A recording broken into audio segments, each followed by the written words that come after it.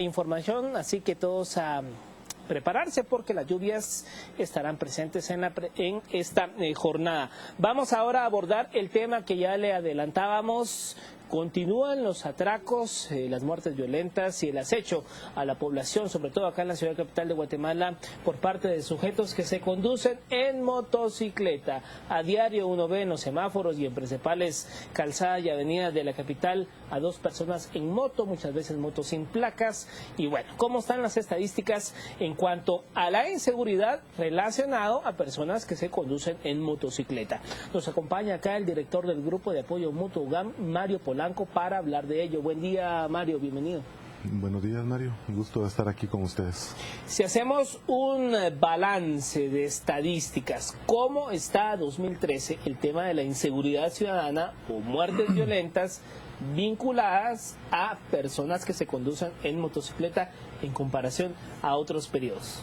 Miren, nosotros en este informe que presentamos el día de ayer hicimos un balance de 3 años, 2011, 12 y 13, del mismo periodo de tiempo, para que no se altere ningún dato y para que se entienda mejor. Este año nosotros ya registramos 200 asesinatos desde motocicletas. La mayoría de estos son producto de sicariato, aunque también hay que reconocer que en algunos casos se produce cuando la víctima en algunos momentos se resiste, por ejemplo, a entregar sus bienes. Entonces el delincuente simplemente activa su arma y priva de la vida a un guatemalteco trabajador y honesto que simplemente se está trasladando de un lugar a otro. El año pasado hubo 155, eso significa que son 45 casos más, aproximadamente un 23% de incremento entre un año y otro, y el año anterior a ese, en el 2011, fueron 120 casos, o sea, ha venido en una subida, en una creciente, y si no se establecen algunas medidas para evitar que esto siga en ascenso, creo yo que el siguiente semestre va a ser mucho peor que el que acabamos de concluir.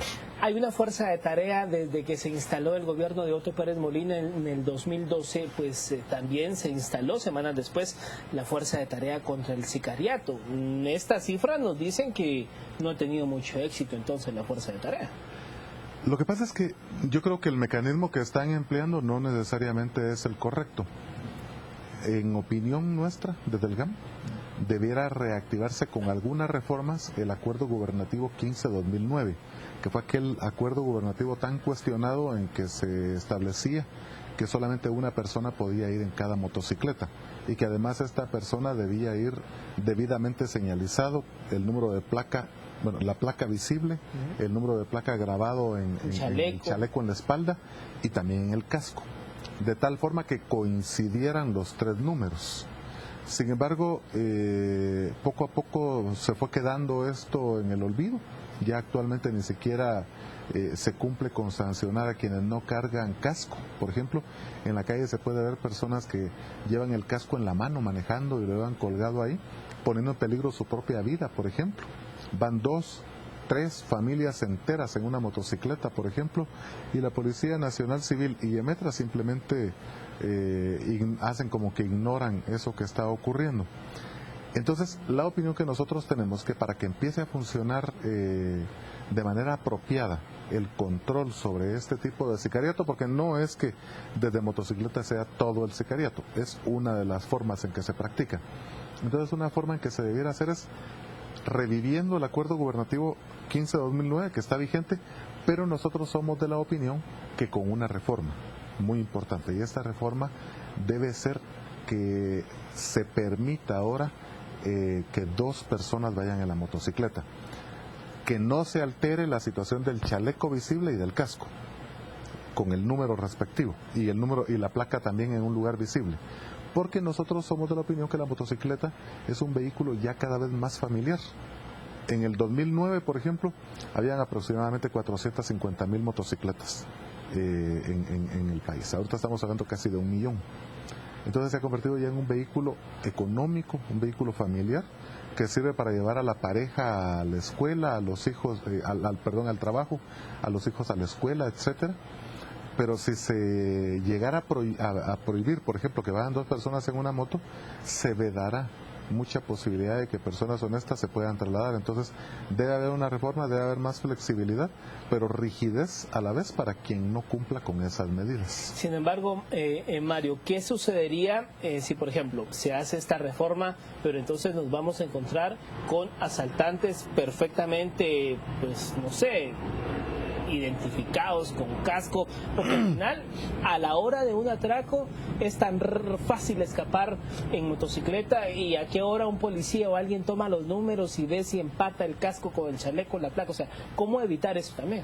Miren, nosotros también hacíamos un llamado a que desde el Ministerio de Gobernación se haga una campaña de promoción, que es también de educación para la población, en el sentido de llevar listo papel y lápiz para que cuando se presencie un asalto desde una motocicleta legalmente registrada, con el número de matrícula, etcétera, en la espalda y en el casco, inmediatamente se tome nota de quién lo está realizando. También consideramos que debiera abrirse una línea, el teléfono de la policía debiera estar habilitado, pero que respondan en el momento de manera eficiente y rápida también, para poder ejercer control sobre este tipo de actos delincuenciales. Porque lo que ocurre en la práctica actualmente es que uno llama a este número y ni siquiera contestan, o contestan muchos minutos más tarde, y la policía llega muy tarde. Entonces debiera haber mucha más agilidad en ese sentido, y yo creo que con la colaboración de la población, de todos los que manejamos, ¿verdad?, estar muy atentos también a que, por ejemplo, si no coincide el número de matrícula con el que tienen en la espalda y en el casco, también denunciar. Eso, si todos participamos y hay una respuesta efectiva, también puede ayudar a que se prevenga este delito tan terrible. Primero, el asalto, ¿verdad?, porque son esta tensión en que vive quien va en el automóvil. Cada vez que se acerca una moto a ellos, está en una situación de tensión terrible. Entonces eso se debe empezar a evitar. Nosotros hemos visto que no solo se está perjudicando el patrimonio del guatemalteco, sino que se está convirtiendo en un problema de salud pública también, porque es tanta la tensión de quien anda en la calle, que cada vez en Guatemala hay más personas que están padeciendo diabetes, por ejemplo, y otras enfermedades relacionadas con la tensión y con esa situación tan difícil que tenemos que enfrentar producto de la violencia.